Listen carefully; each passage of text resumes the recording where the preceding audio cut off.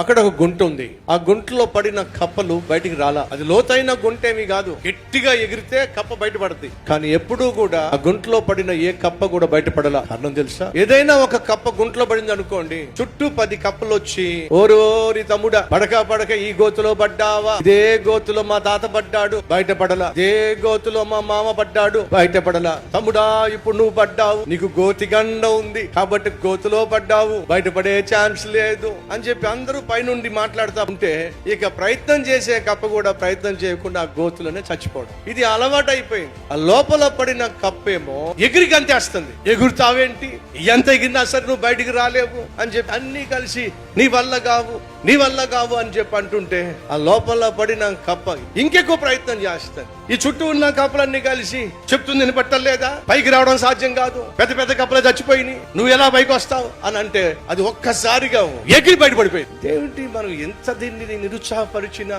ఇంత మనం దీన్ని బయటికి రాకుండా చేసినా ఇది ఎలా బయటకు వచ్చింది అని చెప్పి వాళ్ళకి అర్థం కాల. తెరా చూస్తే అది చెవిటి కప్ప. చెవిటి కప్పకి వాళ్ళనే మాటలేం వినపట్టల్లా. కానీ ఏం చూస్తుంది తెలుసా?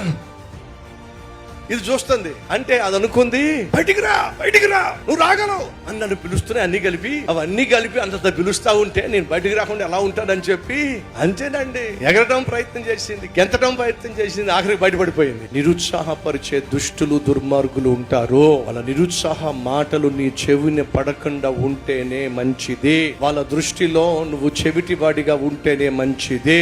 అప్పుడే నీ ప్రయత్నం నువ్వు చేయగలవు, నీ పోరాటంలో నువ్వు గెలవగలవు. నీ జీవితంలో ముందుకు సాగాలి, అనుకున్నది సాధించాలి అంటే చెత్త చెదారం వాగేటటువంటి వాళ్ళ వాగుల్లో నీ చెవిన పడ్డానికి వీలు లేనే లేదు.